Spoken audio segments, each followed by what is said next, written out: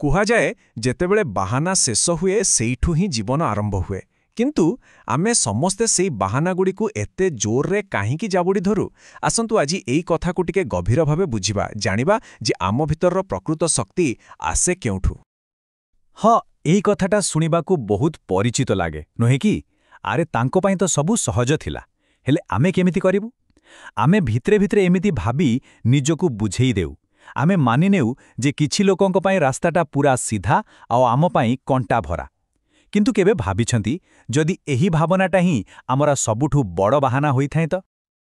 ତେବେ ଚାଲନ୍ତୁ ଏଇ ବାହାନାର ପର୍ଦ୍ଦାକୁ ଟିକେ ହଟେଇ ଦେଖିବା ଭିତରେ କ'ଣ ଅଛି, ଆଉ ନିଜକୁ ପଚାରିବା ଯେ ପ୍ରକୃତ ଶକ୍ତି ଆସେ କୋଉଠୁ, ଆମ ପରିସ୍ଥିତିରୁ ନା ଆମ ନିଷ୍ପତ୍ତିରୁ? ଦେଖନ୍ତୁ, ଏଠି ଦୁଇଟା ଅଲଗା ଅଲଗା ଚିତ୍ର ଅଛି। ଗୋଟେ ହେଲା ଆମ କଳ୍ପନା, ଯେ ରାସ୍ତା ପୂରା ସୁବିଧାରେ ଭରା ଥିଲା, କୌଣସି ଚିନ୍ତା ନଥିଲା, କିଛି ମୋହମାୟା ନଥିଲା। ଆଉ ଗୋଟେ ହେଲା ପ୍ରକୃତ କାହାଣୀ। ବାସ୍ତବତା ଥିଲା ପୂରା ଅଲଗା। ଏକ ସାଧାରଣ ଗାଁର ପରିବେଶ, ପରିବାରର ଏତେ ବଡ଼ ବଡ଼ ଆଶା ଆଉ ସବୁ ସଫଳତା ପାଇ ସାରିଲା ପରେ ବି ସେସବୁକୁ ପଛରେ ଛାଡ଼ିଦେବାର କଠିନ ନିଷ୍ପତ୍ତି।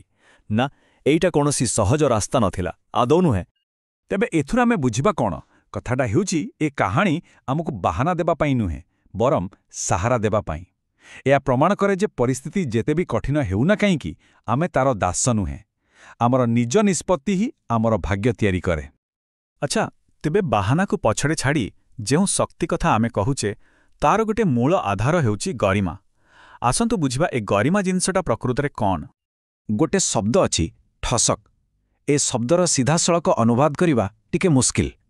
ଏଇଟା କେବଳ ଆତ୍ମବିଶ୍ୱାସ ନୁହେଁ, ଏହା ହେଉଛି ନିଜ ସତ୍ୟ ଉପରେ ଏମିତି ଦୃଢ଼ ଭାବରେ ଛିଡ଼ା ହେବା ଯେ ଦୁନିଆ ଆପଣଙ୍କୁ ହଲେଇ ପାରିବନି।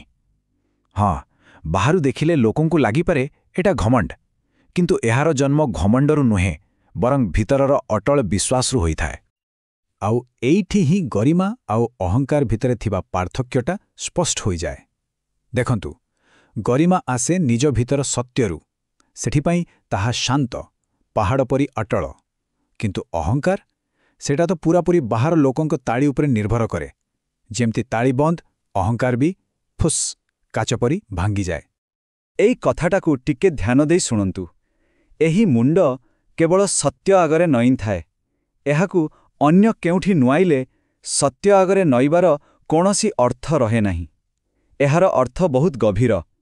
ଯଦି ଆମର ସମର୍ପଣ, ଆମର ନିଷ୍ଠା 10 ଜାଗାରେ ବାଣ୍ଟି ହୋଇଯିବ, ତେବେ ସତ୍ୟ ପ୍ରତି ଥିବା ନିଷ୍ଠାର କିଛି ମୂଲ୍ୟ ରହିବ କି? ନା।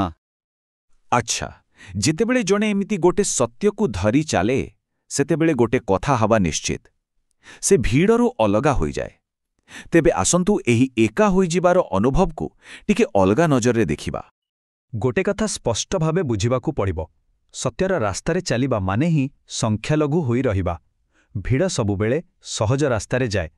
ତେଣୁ ଯଦି ସତ୍ୟର ରାସ୍ତା ବାଛିଛନ୍ତି, ତେବେ ଏକା ଚାଲିବାକୁ ପ୍ରସ୍ତୁତ ରହିବାକୁ ପଡ଼ିବ। କିନ୍ତୁ ପ୍ରଶ୍ନ ହେଉଛି, ଏଇ ଏକାକୀପଣ କ'ଣ ଏକ ଦୁର୍ବଳତା ନା ଏକ ବିଶେଷ ପରିଚୟ? ଆମେ ସାଧାରଣତଃ ଏକା ରହିବାକୁ ଡରୁ। ଆମକୁ ଲାଗେ ଏହା ଏକ ଅଭାବ, ଏକ ଦୁଃଖ। କିନ୍ତୁ ଦୃଷ୍ଟିକୋଣ ବଦଳିଲେ କ'ଣ ହେବ ଯଦି ଏଇ ଏକାକୀପଣ ହିଁ ଆମର ସ୍ୱତନ୍ତ୍ରତାର ପରିଚୟ ହୋଇଥାଏ? ଗୋଟିଏ କଥା ମନେ ରଖିବା ଦରକାର। ପାହାଡ଼ ତଳେ ବହୁତ ଭିଡ଼ ଥାଏ, କିନ୍ତୁ ପାହାଡ଼ର ଶିଖରରେ ସେଠି ସବୁବେଳେ ଜଣେ 2 ଜଣ ହିଁ ପହଞ୍ଚିଥାନ୍ତି। ଏକାକୀପଣ ଶିଖରରେ ପହଞ୍ଚିବାର ଲକ୍ଷଣ ହୋଇପାରେ।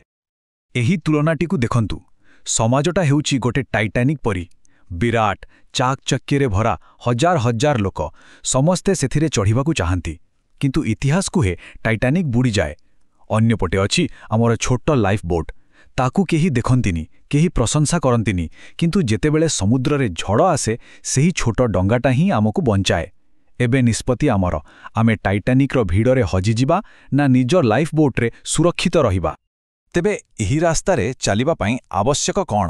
ଆବଶ୍ୟକ ହେଉଛି ସମ୍ପୂର୍ଣ୍ଣ ଏକାଗ୍ରତା। ଆମ ପାଖରେ ଅଛି କେବଳ ଗୋଟିଏ ଜୀବନ। ଆଉ ସେହି ଗୋଟିଏ ଜୀବନକୁ ସାର୍ଥକ କରିବା ପାଇଁ ଦରକାର କେବଳ ଗୋଟିଏ ସତ୍ୟ। ଆଉ ସେହି ଗୋଟିଏ ସତ୍ୟ ପାଇଁ ଦରକାର କେବଳ ଗୋଟିଏ ନିଷ୍ଠା, ଯାହା ଅବିଭାଜିତ, ଅଟଳ। ଏହି ଏକନିଷ୍ଠା କେବଳ କହିବା ପାଇଁ ଏକ ବଡ଼ ଶବ୍ଦ ନୁହେଁ, ଏହା ଆମର ପ୍ରତିଦିନର ଜୀବନରେ ଦେଖାଯାଏ। ଆମେ କେଉଁ ବହି ପଢ଼ୁଛୁ, କାହା ସାଙ୍ଗରେ ମିଶୁଛୁ, କିଭଳି କାମ କରୁଛୁ, ଏମିତିକି କ'ଣ ଖାଉଛୁ, ଆମର ପ୍ରତିଟି ଛୋଟ ଛୋଟ ନିଷ୍ପତ୍ତି ଦର୍ଶାଏ ଯେ ଆମର ନିଷ୍ଠା ପ୍ରକୃତରେ କାହା ପ୍ରତି। କିନ୍ତୁ ଏ ରାସ୍ତା ସହଜ ନୁହେଁ। ଏଥିରେ କଷ୍ଟ ଅଛି, ସଂଘର୍ଷ ଅଛି। ତେବେ ଆସନ୍ତୁ ଶେଷରେ ଦେଖିବା ଏହି ସଂଘର୍ଷରେ ଆମେ କେମିତି ଏକାଠି ରହିପାରିବା। ହଁ, ଏହା ସତ। ରାସ୍ତା କଷ୍ଟ ଦିଏ, ଆମେ ଆହତ ହେଉ, କିନ୍ତୁ ଆମେ ସହ୍ୟ କରୁ। ଏହି ରାସ୍ତାରେ ଆଗକୁ ବଢ଼ିବା ପାଇଁ ମନ୍ତ୍ର କେବଳ ଗୋଟିଏ, ନ ଦୈନ୍ୟଂ ନ ପଲାୟନମ୍। ଅର୍ଥାତ୍ ନିଜକୁ ଦୟନୀୟ ବା ଅସହାୟ ମନେ କରିବା ନାହିଁ, ଆଉ ପରିସ୍ଥିତିରୁ ଡରି ପଳେଇଯିବା ବି ନାହିଁ। ଯାହା ଅଛି ତାର ସାମ୍ନା କରିବା। ତେବେ ଯେତେବେଳେ ସବୁଆଡ଼ୁ ନିରାଶା ଘେରିଯାଏ, ଯେତେବେଳେ ଲାଗେ ଯେ ଆମେ ପୁରା ଏକା, ସେତେବେଳେ କେବଳ ଦୁଇଟି କଥା ମନେ ପକାଇବା।